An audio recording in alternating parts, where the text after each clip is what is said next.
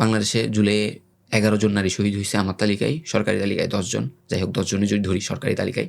এই 10 জন শহীদের মধ্যে সে শহীদ রিতা আক্তার, এই 10 জন নারী শহীদের মধ্যে উনি একজন, এবং সে মাদ্রাসার দাখিল মাদ্রাসার ছাত্রী ছিল, 10-এ পড়তো। লেখাটা খুব সুন্দর, মেয়েদের লেখা যেরকম সুন্দর হয়, আমরা খাতাগুলো ঘিরে দেখলাম। তো ওর বাসা হচ্ছে একদম জয়পুরহাটের অনেক ভিতরে একটা গ্রাম, এত ভিতরে যে আমরা রাস্তা চিনিও না। আমরা মেন রোড পর্যন্ত কোনো রকম আসছি, ওখান থেকে আমাদেরকে তার ভাই অটো করে বাসায় নিয়ে গেছে।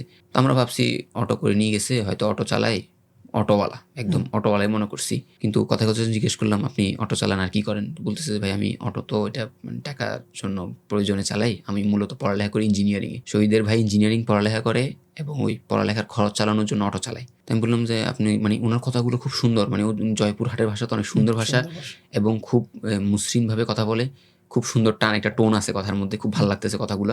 উনি অটোওয়ালা মনে হয় না, এটা আমরা বুঝছি। তো এই জন্যই জিজ্ঞেস করলাম মূলত সিস্টেমে। বলতেছে যে আমি ইঞ্জিনিয়ারিং পড়ালেখা করতেছি, এই খরচ চালানোর জন্য। তো আমরা তাদের বাসায় ওই অটো করে নামলাম। নামার পরে বাসা হচ্ছে মাটির ঘর, পুরোটা চারপাশে একদম মাটি দিয়ে লেপা, এবং আমি ছবি তুলে আনছি যাতে কাউকে বলতে পারি যে আপনারা কতটা বিশ্বাসঘাতকতা করছেন শহীদ পরিবারের সাথে। ওই মাটিটা ফেটে গেছে। এবং আমরা ওই ঢাকায় যেদিন ভূমিকম্প হয়েছিল, আমরা ওই দিন ওই জায়গায় তখনই ওই জায়গায় ছিলাম। তো মাটি ফাটা হচ্ছে বৃষ্টি পড়লে বাসা বেশি দিন টিকবে না, এটা বোঝা যায়। তোরে গিয়ে বসেছি, ওই একটাই খাট, অনেক অগোছালো ঘর। মায়ের সাথে কথা বললাম। তো শহীদ রিতা আক্তার এত দরিদ্র পরিবার, তাদের সার্ভাইভ করেই চলতেছে বলতে পারেন। 5 আগস্ট মিরপুর 2 নম্বর মডেল থানার সামনে মানুষ জমা হয়েছে, সবাই বিজয় মিছিল নিয়ে আসতে চাগাইতেছে, মিরপুর মডেল থানার সামনে আসছে। এমন সময় পুলিশ মডেল থানা থেকে ফায়ারিং শুরু করছে। যেহেতু মেয়ে, ও তো সামনে যায় এখানে ইট মারা শুরু করবে না, অন্যান্য ছেলের মতো প্রতিরোধ করবে না। এই জন্য ও কি করছে, ফায়ারিং শুনে মানুষ আছে না ভয় পায়, ও ভয় পাই দাঁড়ানো থেকে বসে গেছে। আচ্ছা, এই বসেটে যাওয়াটাই তার কাল হয়েছে।